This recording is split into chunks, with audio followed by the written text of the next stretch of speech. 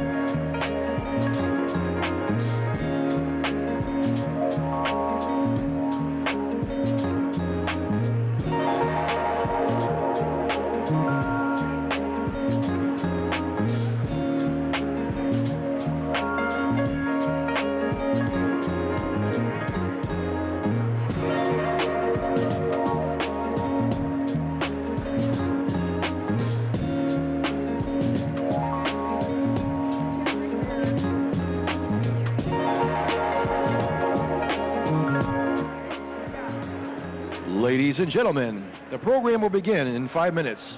Please find your seats. Once again, ladies and gentlemen, the program will begin in 5 minutes. Thank you.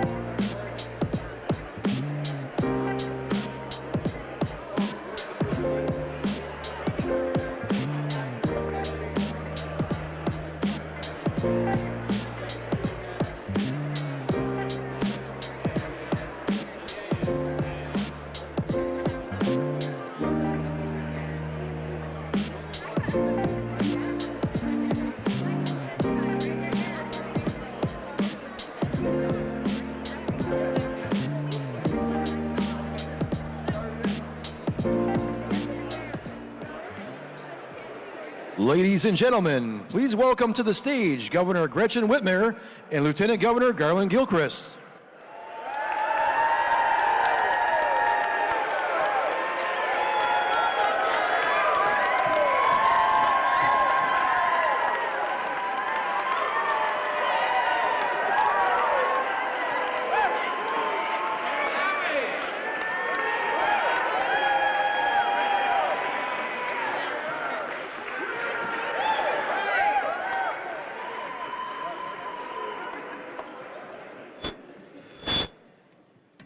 We're not done yet. Y'all just keep sharing.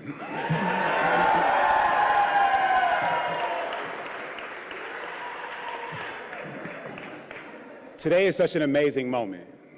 It is a recognition that if there's one thing that people in Michigan are capable of, it is doing big, extraordinary, and ambitious things. When we see big problems in Michigan, what we really see are big opportunities.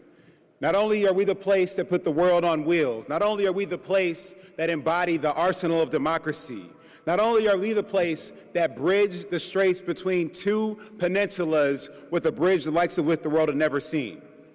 We've made it more possible at any point in history to get a good paying job, to be respected and protected at work, to be able to retire and live in our state with dignity.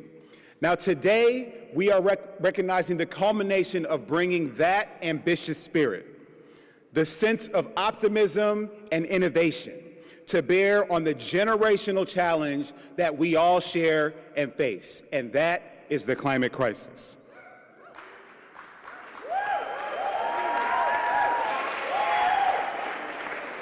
The legislation that Governor Whitmer will be signing today represents the keeping of a promise that we made to Michiganders, starting with the My Healthy Climate Plan back in 2021. This package of legislation will lower costs for families, will create amazing good-paying jobs in Michigan, and will put us in the driver's seat in terms of leadership in responding to the climate crisis in America. This will make a difference for Michiganders like Stephen from Kalamazoo, who told us that staying on track in how we address climate change is essential for his children and our children's health and future. Sarah in Ann Arbor, who wrote to us about her worries when it comes to climate change, about her future and those college students that she works with every day at the greatest university in the history of the world, University of Michigan, that's going to win the national championship. I'm only going to tell truth from this podium.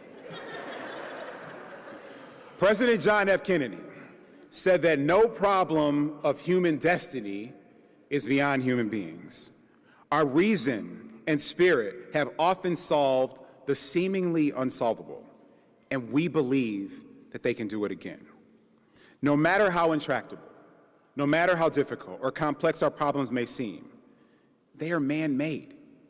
And if it's a man-made problem, that means that we can have people-driven solutions. And I know that the people of Michigan are the best positioned to solve those problems. So we can apply our Michigan minds and our Michigan muscle to innovate and create the future, to create new technologies and new possibilities. And we can let our ambitions be the only thing that exceeds our imaginations. We can set goals and we can go beyond them. We can invest in the dignity of every worker and community and help every person benefit from this clean energy transition. Let's boldly create the conditions we seek for more people to succeed and be safe and healthy right here in the state of Michigan. That's what this legislation is about, and that's why I'm so proud to be part of this team. So bringing to the podium now, I want to introduce one of our state senators, Sam Singh, who helped to lead the charge to bring this package to fruition. Ladies and gentlemen, Senator Sam Singh.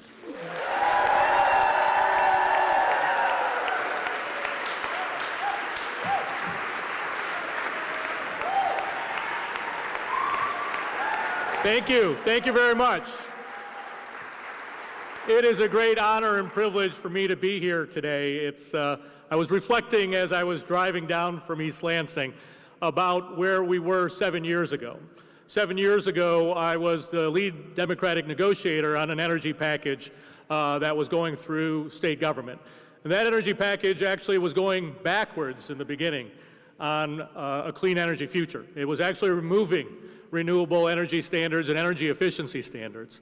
And today, we're in a much, much different place. My wife, Carrie Ebersol Singh, had told me during that time, there's a group and coalition of groups that are working in the space of health, that are working in the space of the environment, that are working with frontline communities, that are working with a variety of different sectors that are all focused on the climate future. And they are going to be an incredible ally to you in the House. And they were. They were able to fight back, put clean energy back into those bills, and we made modest gains in energy efficiency and renewable energy. And we took a moment to celebrate, but those groups came back the next year, started working and working year after year after year, till we had a governor who came in, who understood the need and understood the moment in time, and those groups helped influence the My Healthy Climate Plan. And that was a great victory. We took an opportunity to celebrate that. And then those groups continued to work with the legislature, work with the governor, work with the administration, till there was a time where the legislature changed, and that there were people who were focused on making sure that a clean energy future happened. And those groups were vital as we went through this process. When we started off in the legislature, a number of my colleagues, Senator Sue Schenck, Senator Erica Geis, Senator Kristen McDonald-Rivet, led by our leader, Winnie Brinks, and along with our chair of the Energy and Environment Committee, Sean McCann, we had a vision about moving forward these policies. And we, right the week before the governor's climate conference down here in Detroit, introduced a set of bills called My Energy Future, My Clean Energy Future. And those bills, we spent the entire summer and fall working with many people in this room. I know my colleagues in the House will have an opportunity to speak. We all worked together with one vision to come forward to make the change that was necessary.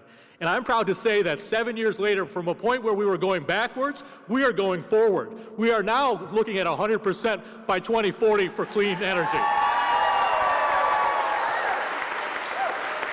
We are expanding energy efficiency for all residents of our state of Michigan. We are making sure that low-income communities are being taken care of as well as part of the clean energy future. We're taking sure that the Public Service Commission, led by our Chairman Scripps, along with great commissioners, have the tools that they need to implement that clean energy future. And those bills that are part of this are an instrumental part of our future. At the same time, we worked with our friends in labor to ensure, as we made the changes that were moving forward, that every worker was taken care of as part of this process. As communities see change, that they are taken care of this process. And so we worked with everyone. Whether you were in business, you were in the space of energy, if you were environmental organizations, working with frontline communities, we brought in all that input. And today I am proud that we are at a point where we took all of those ideas and now are able to see a clean energy future for all of us. So I want to thank all of you. You know who you are, that were in those meetings day in, day out over the last few months, and I appreciate everybody's time and energy that was put into that. And so today is an exciting day for all of us. We should be able to stand proud that we are going to be a leader here in the Midwest, a leader in the country for clean energy for now and years to come.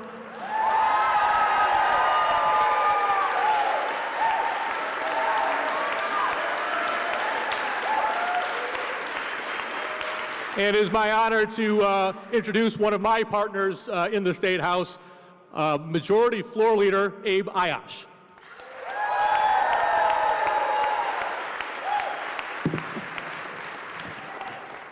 It's not fair that they're taller than me. What up, though? Welcome to Detroit. Welcome to the 9th House District. I am so damn excited about what the governor is about to sign today. Now, let's reflect on this moment. Senator Singh talked about how for many, many years, they said Michigan could never get it done, that Michigan could never be a state that was going to invest in a clean energy future, that Michigan was never going to be a state that can reduce costs for people like my constituents in Detroit and Hamtramck, that Michigan could never be a place that can keep union jobs for the future. But this year, Senate and House Democrats came together and delivered a package that will make that happen once and for all. Now, before we talk about the exciting legislation, it's important that we thank the folks that helped us get here. I'd be remiss if I didn't thank my staff in this process, Dylan, Spencer, Melek, Katie, and Trent, who did so much work to shepherd this in the House. Our staff members are often overlooked. And I also want to thank my colleagues, Representative Martis, Representative Kofia, Representative Pahutsky, and Chair Scott for delivering these bills forward to make sure that Michigan is going to be a clean energy state, that Michigan is going to be a state that creates high-wage union jobs for decades to come. And we are going to be the envy of the Midwest. Now, our governor and our two majority floor leaders and the Speaker of the House all happen to be Spartans. And I don't care what happened last weekend, I am excited to say Michigan is going green. And we're going to do it in a way that invests in communities that are low income. We're going to do it in a way that makes sure that we have a just transition for our workers. We're going to do it in a way where our local communities and our farmers have input and agency in what they do with their land and their futures. And it is all possible because you help deliver Democratic majorities in the Michigan House and the Michigan Senate. I want to close by thanking my partner in good and sometimes in trouble, Representative Ranjiv Puri. This would not have been possible without the work that he put in to help deliver this. Our majority whip made sure we got 56 in the House to deliver it to the governor's desk that she will sign today. So I want to give a special shout out to the man who's finally grown a beard, trying to look like me, here today. So with that, I'm so excited that we are finally going to sign the Michigan Clean Energy Future and the Clean Energy and Jobs Act today. And it would not have been possible without all of you in the trenches doing the work to make sure that Michigan is going green and staying clean. With that, I'd like to invite up John Perkins from the Michigan Carpenters Union.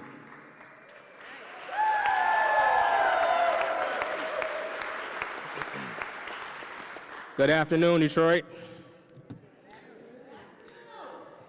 Absolutely, definitely. I'm happy to join you all here today to highlight some of the importance of these clean energy bills. Not only will they protect Michigan's natural resources and provide public health by reducing pollution, but also there'll also be meaningful opportunities for Michigan workers to benefit from rewarding careers in going green energy economy. I want to thank our state legislators, Lieutenant Governor Gilchrist, and Governor Whitmer for their tireless work to get us over the finish line. This legislation makes Michigan a national leader, not only in efforts to eliminate our reliance on fossil fuels, but making sure that workers aren't left behind in the process. By establishing an office that is focused on helping communities transition to the new clean energy economy and ensuring that workers earn good wages and benefits, these bills will position local communities to thrive and empower workers across the state to earn a decent standard of living. And by signing these bills today, Governor Whitmer will put Michigan on the map of building our own better future. I know a little something about that. I followed my father's footsteps into carpentry when I attended the Detroit Carpenter Apprenticeship School back in 2014. There I learned a trade that let me help rebuild Detroit while building a good life for my family, thanks to the good wages, benefits, training, and other opportunities provided by my union contractors. My story is an example of Michigan's economy working for working people, and it isn't unique. I share that with the thousands of union-skilled professionals across Michigan. And thanks to the strong support for working people contained in these bills, soon I'll share it with thousands more. Thank you.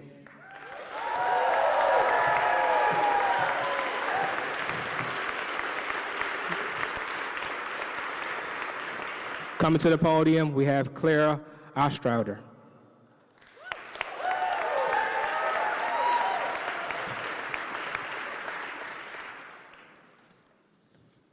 Good afternoon. My name is Clara Ostrander, and I live in Milan Township, Monroe County, Michigan. Our family owns 2 centennial farmsteads, including the home I live in, which has been in my family for 154 years. My parents were full-time farmers. My dad farmed about 500 acres in our township, raising corn, soybeans, wheat, and oats. Being raised on a family farm, I learned hard work and dedication. That's just been part of my entire life. I went to Michigan State University, go green, where I received a Bachelor's of Science degree in animal science. My family and I continue to raise and show animals to this day. Before my father passed away, he asked me to keep the farm in the family so it could be passed down to my son the same as he was passing it on to me.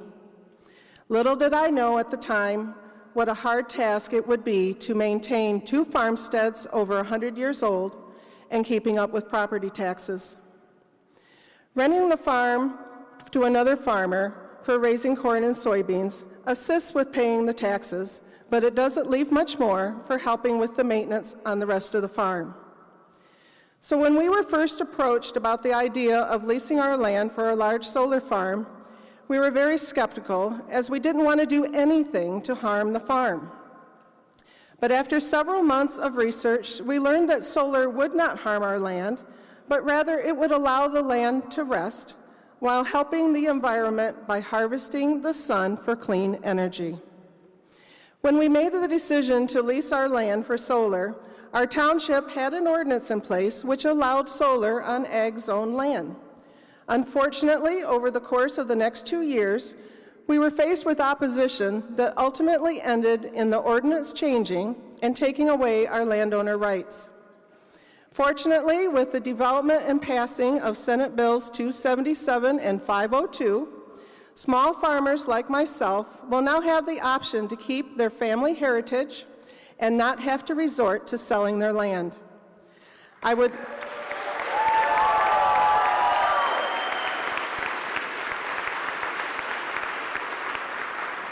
would like to thank Governor Whitmer for her development of the My Healthy Climate Plan and also for the support from the Democratic members of both the House and Senate by passing these very critical bills. Thank you.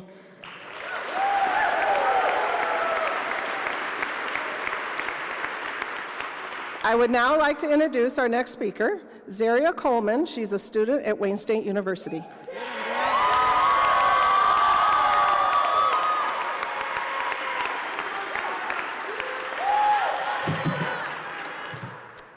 Hey everybody, how y'all doing today? Okay, now I know some of you might be wondering, who is this brown skin, blonde hair, tattoos, piercings? Who is this girl? Where did she come from? And when did she start advocating for environmental injustices? Well, allow me to properly introduce myself. My name is Zaria Coleman, and I am your go-to student activist at Wayne State University.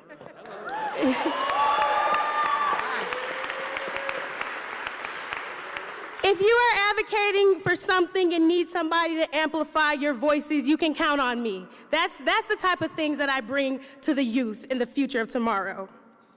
Now, not only am I an activist, but I hold various executive roles at student organizations at Wayne State University. Now, let me tell y'all something, okay? I am the secretary for Black Student Union.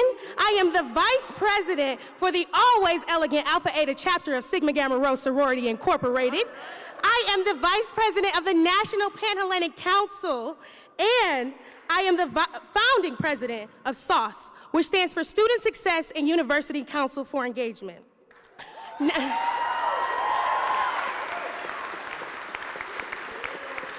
with SAUCE, what we do is we like to host entertaining events that address issues that are impacting our communities. And we like to do it in a way that engages students so we can know that we can come in and advocate when we need to be, but we're also having a fun time in the space. So what we have been doing recently, last year was the first time I got introduced to the governor, we had a Black student voter rally where we educated everybody that what was on the ballot, who they were voting for, what they were voting for, put a face to a name, what those proposals meant, what everything that we are doing.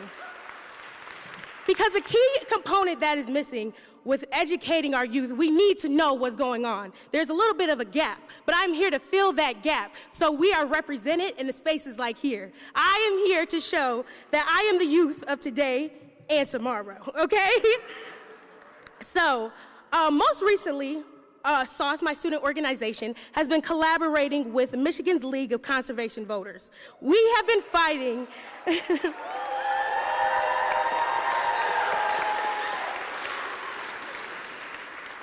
We have been fighting for climate change and a cleaner future. In September, we led a march around the Capitol, chanting, are y'all ready? Okay. From the east to the west, clean energy is the best. From the north to the south, clean energy is what we're about. And finally, no more pollution. It's a revolution. Okay, so that push, that fight of what we youth advocates are doing, that is what brought us here today and now for this bill signing package. I know I shared a lot about myself, but I'm here to represent our future generations and the low-income minority communities most affected by environmental injustices in Michigan. I am here to convey that this young, busy, ambitious Black girl like myself relates so much to this bill package. We come as a force advocating for change, addressing what we are all thinking. Some may think that me and the bill package are bold and too ambitious, but fret not, we are not. Trust and believe we are here today to stand our ground, and we're standing on business, okay? I'm here to say that Michigan stands at the center of industrial America and is sending a clear message that we are here to lead the fight against climate change in the Midwest. With this bill,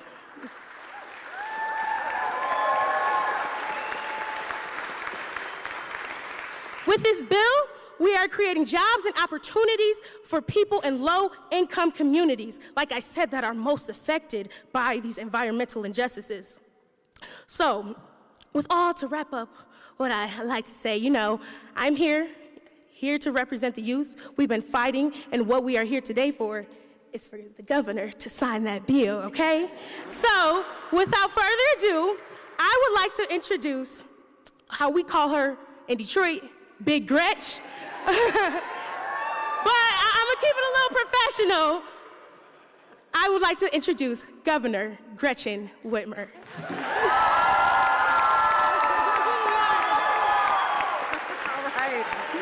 Wow. All right. All right, give it up for Zaria. I think she stole the show.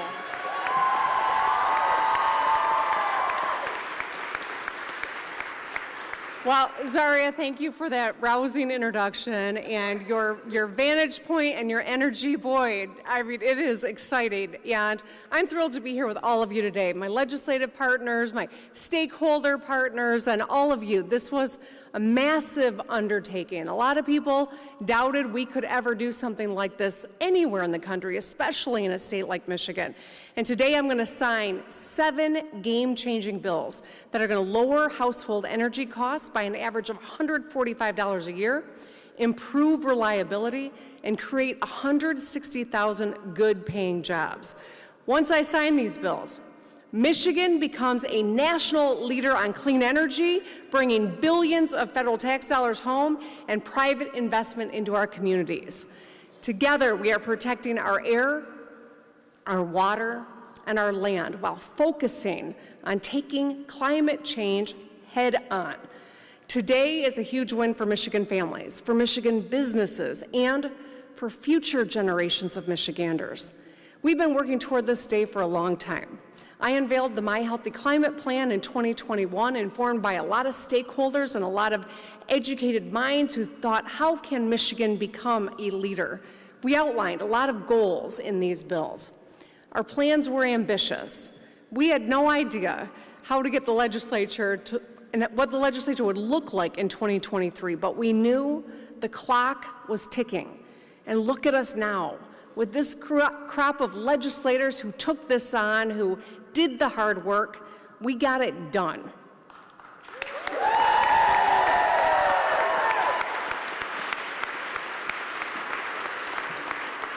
So before we get into what these bills do, I want to thank some people who worked hard to get them passed. Speaker Tate and Majority Leader Brinks. Representatives Ayash. Yeah, we should clap for them, yeah. In the House, Representatives Ayash, Puri, Kafia, Pohutsky. In the Senate, Senators Singh, Geis, McDonald-Rivet, and Schenck, to name a few. Nothing happens in the state without 20 votes in the Senate, 56 votes in the House, and 1 governor's signature. And so I thank all of them who did the hard work. It also was a diverse coalition of partners, from environmental advocates, clean energy businesses, labor unions, our farmers, and Clara, I'm so glad you're here with us today, philanthropy, and of course, young people whose voices were loud and were effective, and they have the biggest stake in this fight, bigger than anyone else. So let's dig in. Today, we are establishing a 100% clean energy standard for Michigan and giving the Michigan Public Service Commission more tools to fight climate change.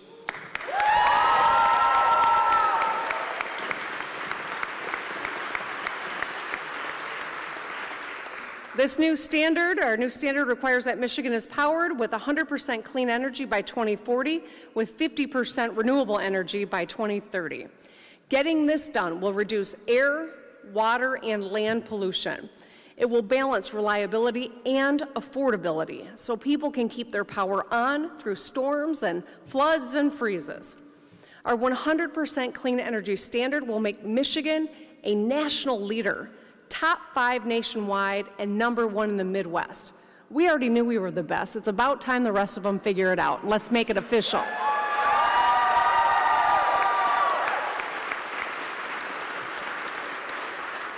So to make sure we're successful, we're making it easier for landowners to build solar panels and wind turbines and big batteries on their properties.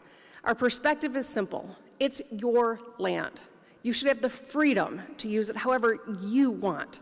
Streamlining the process to approve clean energy projects cuts red tape and ensures we can meet our 100% clean energy standard and puts more money in the pockets of Michigan farmers and landowners. And additionally, allowing the MPSC to consider climate, affordability, and environmental justice in their decisions so that they can factor the impacts of climate change into our grid and protect areas of our state that have been historically impacted by pollution. Second, our clean energy package lowers utility costs and increases energy efficiency for Michiganders. We all know that the cleanest, cheapest form of energy is energy you don't use. Sealing windows. All right, go ahead, Coleman. You can clap for energy we don't use. I mean, councilman. We served in the legislature together, so I wasn't being disrespectful. All right. Sealing windows, upgrading appliances, or wrapping your water heater all reduced energy waste. Even if you personally don't do any of those things, every house in your community that does helps to drive down your utility bill too. Today's bills require Michigan utilities to ramp up their efficiency programs and pass those savings on directly to Michiganders, emphasizing households who spend a high percentage of their income on energy bills as the target for relief. As a homeowner, if you want to be on the cutting edge and slash your own utility bills, we're making it easier for you to put solar panels on your roof, add a heat pump, or make other clean energy improvements. Before, Michigan law said only 1% of the energy generated in a utility's area of service could be from clean energy. That was far too little. Today, we're raising it to 10%, a 10-fold increase.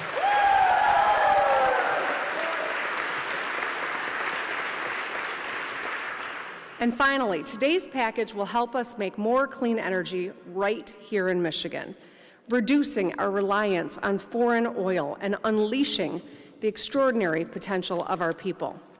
Michigan is the #1 state in the Midwest for clean energy jobs, and after we sign today's bills, we are projected to add 160,000 more clean energy jobs.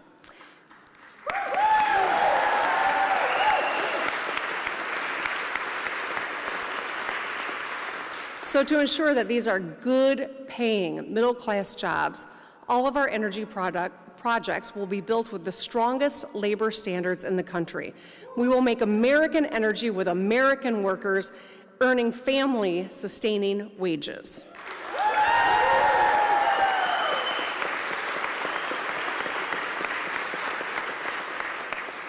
And these bills also establish a new office that will support auto and energy workers impacted by the shift from fossil fuels.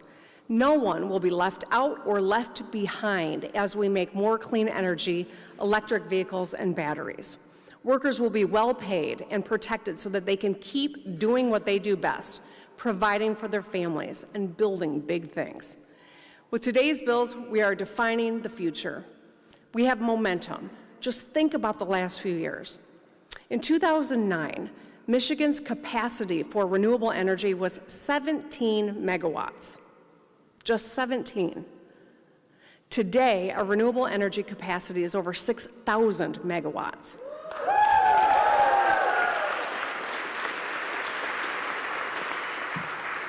When I went to law school, it really deteriorated my math side of my brain, so I'm not going to do the math for you, but it's a big deal, right? Our nation also has gone from 2 electric vehicle battery factories in 2019 to 30 that are planned today, including 5 of them in the state of Michigan.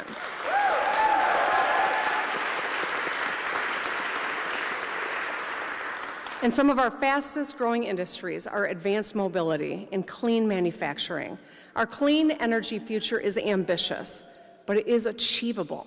I have no doubt that if we pursue this wholeheartedly, we can get it done, because in Michigan, we're not afraid of hard things. We have defied and defined history so many times before, and I know we are up to it again. We will lead the clean energy future because we have the workforce and now the legislation to foster strong economic growth. We will build on our reputation as a state where working families can thrive, businesses can succeed, and communities can prosper. As Michiganders, we know we have a responsibility to face climate change head on, not only to make life better today, but to make sure life goes on centuries from now. We do this work because we care about our future and want to leave behind a better world for our kids. There's an old Native American proverb that goes, "We do not inherit the earth from our ancestors, we borrow it from our children." Back in early 2021, when I unveiled the My Healthy Climate Plan, I read 2 letters that I received from 4th graders named Lily and Maddie. They wrote about rising water levels and decreasing biodiversity. They urged us to take climate action. Well, I hope those 4th graders are now enjoying 7th grade, and I hope they are proud of the action that we're taking today for them.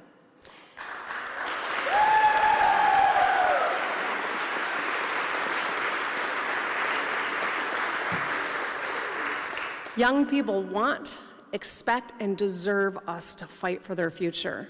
They demand climate action because they have a greater stake in Michigan's future than we do. They will live with the consequences of the choices that we make today. They are responding to a planet on fire, with fire in their bellies. Because of them, I am a climate optimist. I'm a climate optimist because I know generations of passionate young people like Lily and Maddie will lead us next. I'm a climate optimist because I believe in our boundless ability to innovate.